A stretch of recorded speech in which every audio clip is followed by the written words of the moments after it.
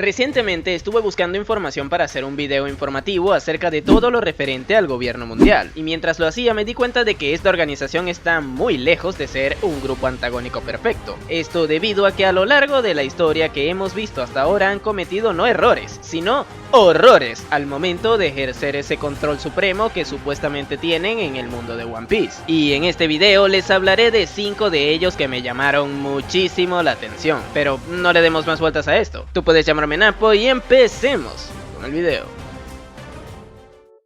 Y empezamos con un error que en su momento generó un poco de polémica entre los lectores más escépticos de la obra. Este no es nada más ni nada menos que el robo de la supuesta Gomu Gomu no Mi por parte de Shanks el pelirrojo. Recordemos que mientras Jinbe y Hushu peleaban en Onigashima, el furro le comentó lo resentido que estaba con el emperador y por ende también con el usuario de la Akuma no Mi que le arrebataron. Esto debido a que él era uno de los encargados de escoltar el barco en donde la transportaban. El punto con todo esto es que si analizamos la situación, el gobierno mundial ocupó a unos de los efectivos más débiles que tiene, porque sí, el hecho de tener a mano a los almirantes de la marina y a los caballeros celestiales hacen que el CP0 sea uno de los grupos más débiles, pero en fin, decidieron utilizar a los debiluchos del CP0 para escoltar una fruta que llevaban intentando conseguir durante 800 años. Esto ya sería cometer un error, puesto que si esa fruta era lo suficientemente importante como para que la buscaran durante tanto tiempo, mínimo debieron llamar a un almirante para escoltarla. Pero bueno, debido a esto apareció un joven Shanks y se la robó. Ya con esto el gobierno debió haber actuado al respecto, puesto que no es un pirata cualquiera el que se hizo con la fruta desconocida, sino uno de los antiguos miembros de la única tripulación que llegó a Locktel. Teniendo eso en cuenta, el Gorosei debió movilizar a muchos de sus efectivos para atraparle cueste lo que le cueste, ¿y qué hizo? Pues absolutamente nada. De hecho, Shanks estuvo establecido un buen tiempo en el East Blue y ellos no fueron a intentar capturarle. Y eso no es lo peor de todo. Lo más terrible de todo esto es que luego de que pasaran unos años, en el mismo mar en donde Shanks se estableció apareció un pirata con un sombrero de paja, mismo que utilizaron el pelirrojo y Roger en su momento, con una D en su nombre, familiar de Garp y Dragon, y que encima tiene los poderes de una Akuma no Mi que no corresponde a ninguna que aparezca en la enciclopedia de frutas del diablo. Esto último dicho por Vegapunk en el capítulo 1069. ¿Y saben qué hicieron al respecto? Absolutamente nada. O sea, el gobierno mundial actuó de la peor forma posible al intentar conseguir a la fruta de Luffy, y esto debido a que cometieron una serie de errores que a día de hoy les hacen ver como payasos. Pero bueno, pasemos al siguiente punto. Y si en el punto anterior hablamos de lo inactivo que se mostró el gobierno, en este veremos que no dejan de ser unos incompetentes aunque tomen cartas en el asunto. En el arco de Enies Lobby se nos presenta a la Booster Call como uno de los métodos más letales de la marina. No obstante, luego nos daríamos cuenta de que no están así. Primero porque los Mugiwara escaparon ilesos de una en ese mismo arco. Y segundo porque en la que vimos en el flashback de Robin sobrevivió Saúl, que estaba congelado en medio de una planicie. Vamos, estando ahí era el objetivo perfecto para un cañonazo y sin embargo también sobrevivió. De hecho, lo gracioso de todo esto es que luego del bombardeo vemos a la isla completamente destruida y él salió vivito y coleando de ahí. Pero bueno, esta situación dio pie a que más adelante se recuperara una buena parte de la información que había en la biblioteca de Ohara, ya que como vimos en el flashback, los eruditos lanzaron los libros que ahí se encontraban en una especie de lago subterráneo, el mismo que en su momento tanto el Dr. Vegapunk como Monkey D. Dragon lograron ver cuando fueron al lugar de los hechos para despedirse del difunto Profesor Clover. Pero, ¿saben quiénes también lograron ver esa cantidad de libros sumergidos? Efectivamente, los miembros de la marina que se encargaron de revisar la zona luego del bombardeo, y por alguna razón, supongo que por la ignorancia de parte de los mismos, decidieron no notificarlo. Y bueno, yo podría entender que si pones a gente ignorante a realizar este tipo de tareas sucedan estas cosas, pero lo que no entiendo es la razón por la cual se les asignó la tarea de revisar el lugar a ellos y no a algún grupo de investigación mucho más capacitado. Me causa mucha gracia que no duden ni un segundo en mandar una Booster Call a destruir toda la isla. Decisión acertada a mi parecer, pero que no tomen medidas iguales de drásticas al momento de concluir la tarea. Si el objetivo del gobierno mundial era eliminar todo rastro de investigación de los eruditos de la faz de la tierra, fracasaron estrepitosamente porque Saúl recuperó los libros. Como bien dije al principio del punto, son unos incompetentes.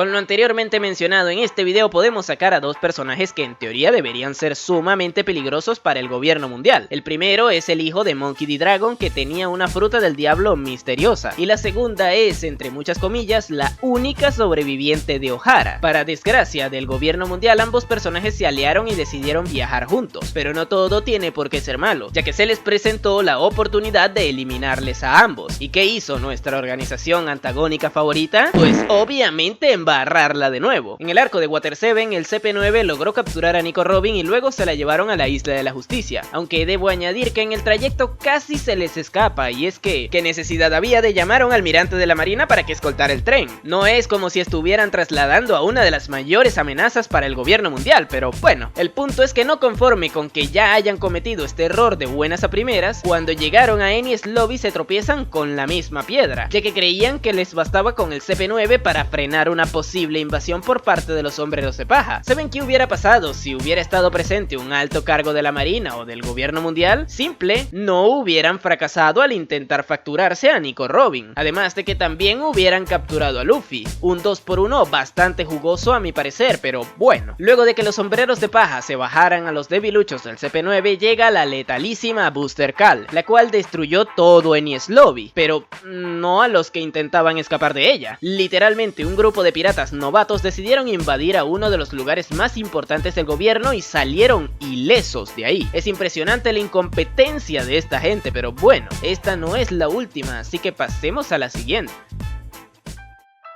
Cuando Luffy despertó su fruta en la batalla que tuvo con Kaido, los miembros del Gorosei confirmaron que se trataba de la legendaria Hito Hito no Mi modelo Nika, una fruta legendaria que se vinculaba al mítico guerrero de la liberación. Ya con esto no tendrían excusa para ponerse manos a la obra y dejar de dejarle navegar tranquilo, pero eso no implica que debieran ir como locos a atacarle mientras el conflicto contra el Yonkou se estaba llevando a cabo. Fue una decisión bastante lógica la de esperar que la batalla entre Luffy y Kaido terminara, ya que esto haría que uno de los dos cayera y que el otro se debilitara lo suficiente como para que sea mucho más fácil capturarle, pero el problema es que no fueron a capturarle. De hecho, no hicieron absolutamente nada luego de que se enteraron del despertar de Luffy. Nadie más allá de Green Bull fue a Wano a intentar hacer algo, y Green Bull fue en contra de las órdenes que le dieron, y con esto no me refiero a que debían invadir el país, porque entiendo que las fronteras naturales del mismo hacen que prácticamente sea una imposibilidad llevar a cabo ese movimiento de forma óptima, pero igual una Booster Call alrededor del mismo que esperara a que salieran no hubiera estado nada mal. A fin de cuentas, ahí estaba el guerrero legendario de la liberación y la arqueóloga sobreviviente de Ohara. El hecho de que no hicieran nada al respecto les deja muy mal parados, ya que al no meterles presión podrían irse a donde quisieran, y bueno, al final eso hicieron y llegaron a Egghead, lugar en donde se encuentra Vegapunk, otro man al que el gobierno quería eliminar. Entiendo que es de tener mucha mala suerte que se vayan justo al peor lugar a donde podrían haber ido, pero no te puede tomar por sorpresa eso cuando literalmente siempre ocurre el peor resultado posible para el gobierno. Un ex tripulante de Roger les roba la fruta legendaria que buscaban durante tanto tiempo y se la da al hijo del criminal más peligroso del mundo. Una arqueóloga de Ohara sobrevive a una Booster Call que se facturó incluso a personas que no tenían nada que ver con las investigaciones. El mismo weón de antes lidera la segunda y más grande fuga de convictos en la prisión de máxima seguridad. No pueden decirme que no se esperaron nada de esto luego de que tantas vainas así ocurrieran a lo largo de la historia, pero bueno, ahora que se enteraron de que los Mugiwara estaban en Egghead, mandaron a un almirante y a un viejo del Gorosei. Supongo que con eso deberíamos tener miedo, pero ¿saben qué? Algo me dice que todos los Mugiwaras escaparán de ahí sanos y salvos, y de ser ese el caso sería otro escape más en el registro de incompetencias que tiene el gobierno mundial en la historia, pero bueno, ya que mencioné al viejo del Gorosei, pasemos al siguiente punto. Y si creían que todos los puntos a tratar tenían algo que ver con los Mugiwara, se equivocaron, puesto que este último caso se dio en el Reverie, lugar en donde estaban dos almirantes de la marina y donde entendiendo que también operan los caballeros divinos, ya que si no es ahí, ¿en dónde? Pero bueno, a pesar de tener a tantos efectivos desplegados en el lugar, fue ahí mismo donde se dio la más grande fuga de información vista hasta ahora. Y sí, hablo de la revelación del gobernante mundial Im-sama, el cual, debido a tomar la muy inteligente decisión de sentarse en el trono vacío, echarle el cuento respecto de lo que ocurrió con Lily al Rey Cobra terminó siendo visto no solo por él, sino también por Sabo, el segundo al mando del ejército revolucionario, y también por Guapol, gobernante del reino del Black Tram. Lo gracioso de todo esto es que en Mary Joyce había gente que podría hacerle frente, ya saben, los almirantes de la marina e incluso los caballeros divinos, los cuales según Dragon son una tremenda amenaza. A pesar de esto, ambos testigos escaparon ilesos del lugar. Y aquí debo hacer un paréntesis, yo entiendo que igual por lo rápido que sucedieron los acontecimientos, todos los efectivos no lograron llegar a tiempo, pero en el caso de Sabo, este tenía al villano principal de la historia y a la élite de Mary Joyce al frente y pudo escapar. ¿Para qué hacer que nuestros villanos principales impongan respeto si podemos hacer que la trama avance? Una cosa que me parece sumamente perjudicial de todo esto es que desde hace años se tenía la duda de si los miembros del Gorosei serían luchadores, y al ver esas especies de formas de animales que también tienen en el capítulo 1085, esto se confirmó, pero el tema es que si ni con eso fueron capaces de dejarle una lesión pronunciada a Sabo, ¿por qué tendría que tenerle respeto al que se dirige a Egghead? Al final esto me hace pensar que el rey marino del primer capítulo es mucho más peligroso que cualquiera de esos viejos, ya que este sí se facturó el brazo de Shanks. Ok, eso ya es exagerar un poco, pero el punto de todo esto es que por cómo sucedió todo me hace pensar que no era tan difícil descubrir este secreto. Y sumado a esto, el hecho de que a día de hoy aún no hayamos visto que intenten encontrar a Guapol me parece ridículo. Y bueno, con Sabo y lo de Lulusia es que directamente es un chiste, ya que entiendo que Imu debe dar por hecho de que lo eliminó con sus rayos, pero verá gracioso ver su cara, si es que la decide mostrar, cuando se entere de que el segundo al mando de los revolucionarios está más vivo que nunca. Definitivamente otra inoperancia del gobierno mundial.